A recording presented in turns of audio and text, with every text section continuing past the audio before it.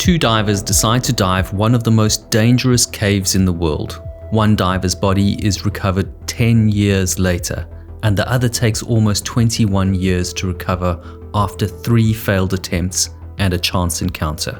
This is the story of Kent Maupin, Mark Brashear, and the attempt to recover their bodies from Jacob's Well in Hays County, Texas.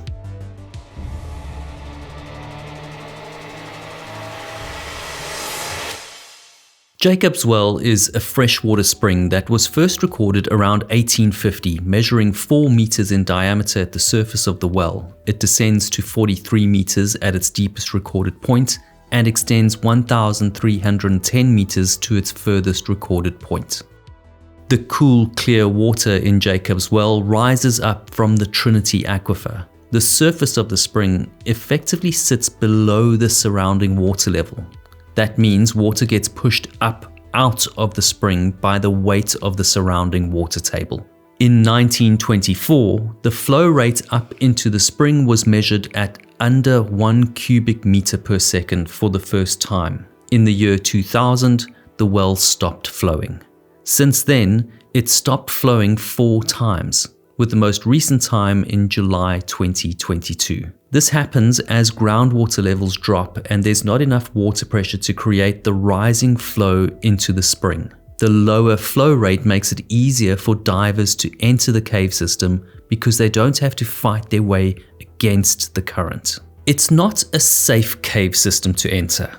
While cave diving has its inherent dangers, the 3 things that make Jacob's Well more dangerous are the flow of water that a diver has to work against on their way in, the narrow openings between chambers, which are often sloping downwards, and unstable gravel that can fill those already narrow passageways. One of these restrictions is called the birth canal.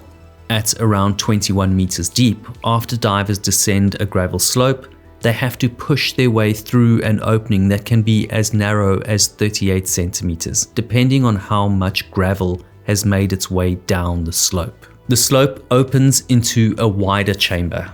Often, divers have to dig their way through the gravel, then push their equipment through the channel ahead of them and into the chamber. Once through this narrow channel, divers are birthed into the next chamber. Over the years, as many as 9 scuba diving fatalities have been recorded in Jacob's Well. There are possibly more unrecorded deaths. Today, you need a permit to dive the cave system. On the 9th of September 1979, 2 divers arrive at Jacob's Well intent on diving the cave system. They're in a group of around 20 people, but these 2 want to go into the cave before the large group can disturb the sediment in the cave. At 23:30 on the evening they arrive, they enter the water while most others are setting up camp.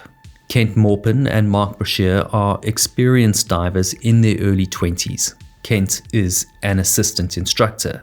He's been diving since he was 12. They don't just want to dive the cave first, they want to go all the way to the last recorded chamber, which has a deadly history. Mark and Kent descend down the first chamber where the spring opens to the surface. It's a 9-meter drop to a platform where they then turn to move sideways into the next chamber. Chamber 2 is a long sloping chamber. Towards the bottom of chamber 2 is a narrowing passage into chamber 3 called the birth canal at around 23 meters deep. After traversing the birth canal into chamber 3, Kent and Mark find a few other divers exploring what everyone considers the last safe chamber in the cave system. Mark and Kent have their sights set on a prize they know has already claimed the lives of 4 other divers, chamber 4. They descend the sloping gravel floor to the entrance of chamber 4 at around 27 meters deep. This is bordering on the depth that divers will start to experience nitrogen narcosis. Nitrogen narcosis is a neurological effect from breathing nitrogen under pressure. It's caused by nitrogen molecules in your breathing gas that are squeezed closer together under pressure, that then restrict the flow of neurons in the synapses of the brain. Divers experience this like drinking martinis. The deeper you go, the more martinis. It wears off equally quickly as you ascend.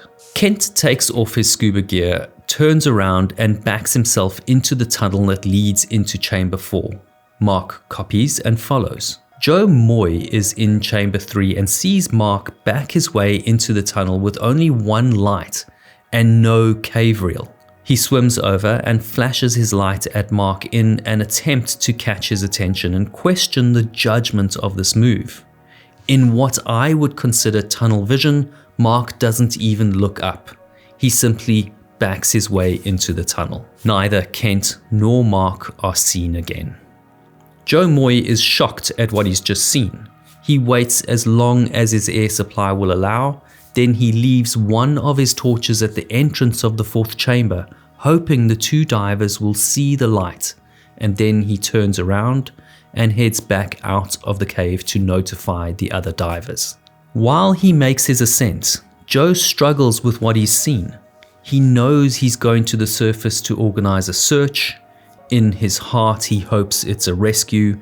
In his head, he knows it's a body recovery. Joe gets to the surface and lets the other divers know what's happened. A call goes out to local law enforcement. Paul Battaglia is a police officer and cave diver at the police station. He gets the call to organize a rescue. An hour after the first call, Paul Battaglia arrives at Don Dibble's house. Dibble is a former Navy diver, cave diving expert, a diving instructor, owner of the local dive shop, and along with Battaglia, a member of the Hays County Volunteer Body Recovery Unit. Dibble and Battaglia discuss how a rescue will proceed. They discuss this as a rescue, but they know it's a body recovery. The plan to recover a body will vary only slightly from a rescue, and so they set their plan in motion. They call other members of the recovery unit, drive to Dibble's dive shop to collect equipment, and make their way to Jacob's well. About 15 minutes after leaving the dive shop, they arrive in the dark. The group from Pasadena have been in the water searching for the two lost divers. They report to Dibble that they haven't been able to recover Mark or Kent, and they've searched throughout the cave system. They're certain the two divers are inside Chamber 4, because one of the divers thinks he saw equipment buried under a gravel slide in the passage leading down into the next chamber. This diver, who isn't named in any reports I can find, is said to have made two 19-minute dives back-to-back, spotted the bodies, and then went home to rest, where he developed decompression sickness and had to go into a recompression chamber for treatment. This demonstrates one of the biggest problems in any rescue. When divers get into trouble, it's usually because they're pushing the safety envelope inside extreme environments. Rescuers are then put in a position where they also have to push the envelope even further. To make matters worse, they can feel the pressure of a ticking clock, which usually results in poor judgment. Dive planning tables are used to work out how long a diver can stay at a certain depth, and then how long they need to stay out of the water between dives. You can stay at 42 meters for only 8 minutes before the dive becomes a decompression dive, where you have to make safety stops during your ascent. You then need to stay out of the water for no less than 1.5 hours before you can go down for another dive. So this diver did 2 decompression dives with no interval between them so he could try and save lives. And in the process, he got decompression sickness. It's still dark, and Don's first thought is to wait until daylight. His experience recovering ex-persons is that they're normally prepared to wait until sunrise. He refers to dead bodies as ex-persons as a way to disassociate from the reality of dealing with people who are no longer alive, a coping mechanism he's developed over the years in body recovery. But it's just as dark inside the cave during the day as it is at night, and so he sends 2 divers into the water to assess the situation. They return to the surface and let Don know that it won't be a simple recovery. They can't see the bodies, but they assume they're buried under gravel in the passageway sloping into Chamber 4. They're quite unsettled by the idea of trying to pull the bodies out when they can see that more gravel can quite easily slide down the slope and bury any rescuer digging into the narrow passageway. At 10 a.m., Don sends 2 more divers down.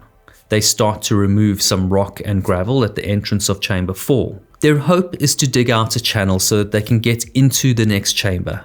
But any rocks they remove are quickly replaced by more gravel. Don decides to go see for himself. He and a buddy take a few extra stage tanks, which they leave at 8 meters and 23 meters for their return journey. Don gets to the entrance of the chamber 43 meters under the surface. The passage tapers off between the ceiling and the gravel. He decides to squeeze in slightly to try and see the back of the passageway. He gets shoulder deep when gravel slides in from behind, trapping him in much the same way as the 2 divers whose bodies he's searching for. Don's breathing accelerates and his heart starts to pound. He knows instantly he's in trouble, but in a calm way that only comes with experience, he tries to free himself. First, he tries to move his hands, but they're wedged tight. He can't even pull the line on the reel.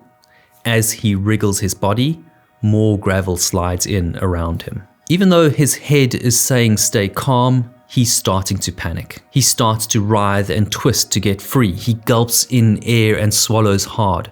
Then, to his surprise and relief, the gravel lets go. It slides in underneath him and he's able to make his way back out the passageway. But he's gulped and swallowed so much air that his tanks are empty. Staggering and dazed, his buddy jams his spare regulator into Don's mouth and starts to take him back up through the chamber. On the other side of the birth canal is a spare cylinder. Don needs to get there quick, but the air he swallowed is now expanding in his stomach. Air is compressed under the pressure of water. As an air bubble ascends, it expands. So the small amount of air Don swallowed is now expanding from 43 meters to the surface.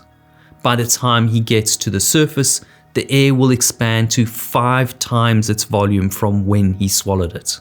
Don's stomach expands so much he looks like he's pregnant. He's taken to a recompression chamber, but the treatment does nothing to relieve his pain. He's transferred to another hospital where an x-ray shows his stomach is ruptured and air has filled the cavity in his stomach. His doctor describes the operation he performs like cutting into a basketball, which instantly deflates. Don's hospital bill leaves him $8,000 in debt because his insurance had lapsed. In the weeks that followed, the diving community rallied to raise the funds to help Don out. Back at Jacob's Well, the recovery operations have progressed with another leader in the diving community, Don Broad. Broad has a history with Jacob's Well. After seeing divers get into trouble, Broad negotiated with the owner of the land to allow him to manage the site. He started charging an entrance fee, which he used to cover the costs of regulating access to the well. Through this process, he could make sure that divers had the right training and experience to dive in such a challenging environment. But other dive centers and instructors didn't like paying an entrance fee to the site where they previously had free rein. Complaints mounted to the landowner, who then let the contract expire, and Broad no longer had the ability to regulate safety standards at the well. Now Broad is back to help recover the bodies of 2 divers, and he knows this would have been prevented had he still been in control. He puts his frustration aside so he can help recover the bodies of these 2 young men. Broad inspects the site that he knows well. He lays out a plan to remove the gravel by filling net bags and floating them out with lift bags. They'll start at the top of the slope and work their way down, ensuring there's no gravel higher up the slope to slide down and replace the gravel they dig out from the passageway. He lets the families and authorities know this will take many weeks, even months of work to excavate the site. Kent and Mark's parents have been notified and they arrive at the well. Kent's dad is overwhelmed by the support from the diving community who are rallying to try and find their sons' bodies. A local bank creates a fund and the community starts to donate the money needed to support the logistics of recovering Kent and Mark. The families and authorities now have a daunting task to choose who has the best plan to recover their loved ones. 2 divers are dead and missing. One recreational diver got decompression sickness. Another professional search and rescue diver ruptured his stomach. Yet another cave expert has an ambitious plan to excavate the site by hand over a number of months. Grief-stricken and perhaps desperate to recover the bodies of their loved ones as quickly as possible, along with the authorities who want a quick fix, they look for an alternative option. They find this alternative with a commercial diving outfit, Schaefer Diving Company from Freeport. The owner of the company, Louis Schaefer, tells reporters, "Yeah, we'll get them out." He trucks in a recompression chamber, air compressors, and gravel pumping equipment. The cost of the operation starts at $5,000 to get the equipment in, and runs at $2,500 a day. Louis expects to take 2 or 3 days. He and his team set up and start pumping out dirt and gravel from the passageway. The commercial divers use a surface air supply system, which means they have an umbilical that provides air from compressors at the surface and two-way communication. Large rocks are put in burlap bags and pulled out with ropes, guided by volunteer divers. Gravel is pumped out using long pipes that suck up the gravel like a large vacuum cleaner. For several days, the routine of pumping out sand and gravel continues. On a number of occasions, the commercial divers descend in the morning to find more gravel has settled into the passageway they cleared the previous day. Almost a week into the operation, one of the divers is pinned in a gravel slide, but his colleagues are able to dig him out quickly. Although this unsettles the divers, a few more days of digging and they're able to get a camera some way into the passageway. A group of people inspect the recording and they think they can make out a metal tank, but it's not clear enough to be certain. The next day, they carry on digging until one of the divers is able to squeeze almost all the way through. He reports that he can see some of the chamber, but can't go far enough to see the whole chamber. There are 2 large boulders and several tons of gravel that need to be removed. Louis Schaefer's right-hand man, Bill Wright, who's in charge of the dive site, gives a press conference to say they've run out of money. They aren't diving for free and someone needs to pay their bills. Bill and his men hold up in a local hotel room and wait the next few days until finally a Pasadena state senator confirms he'll underwrite the company's bills to date. And then Louis Schaefer says he'll donate the company's time from then on. The divers go back to the site after several days of political posturing, only to discover that the entire passageway is once again engulfed in gravel. A second dive company is called in to give their opinion, and they all come to the same conclusion. There's simply no way to safely and economically excavate all the gravel from inside Jacob's Well in a way that will allow them to get into Chamber 4 to search for the bodies of Kent and Mark. Kent's dad is grateful that so many people have put their lives at risk to help recover their sons' bodies, but he's also concerned that more people might be injured or even die if they continue to push any further. 12 days after the 2 divers go missing, the search is called off. Don Dibble recovers from his burst stomach and returns to dive Jacob's Well with a group of friends. They set about cementing a grate into place that would prevent any divers going further than the birth canal. Some months later, Dibble returns only to find his grate has been removed and a note left in place to say, "You can't keep us out." In 1981, during a flood, the water levels in the system rose enough that it created a current up into the cave system, and Mark Brashear's remains washed out of the well. Over the years of ebbing and flowing currents, the gravel in the passage shifted enough to allow people from the San Marcos area recovery team to get into the cave. 21 years after the accident, Kent Maupin's remains were finally recovered. His parents found out when a reporter called them for comment. To watch more disaster videos, click the link on screen now.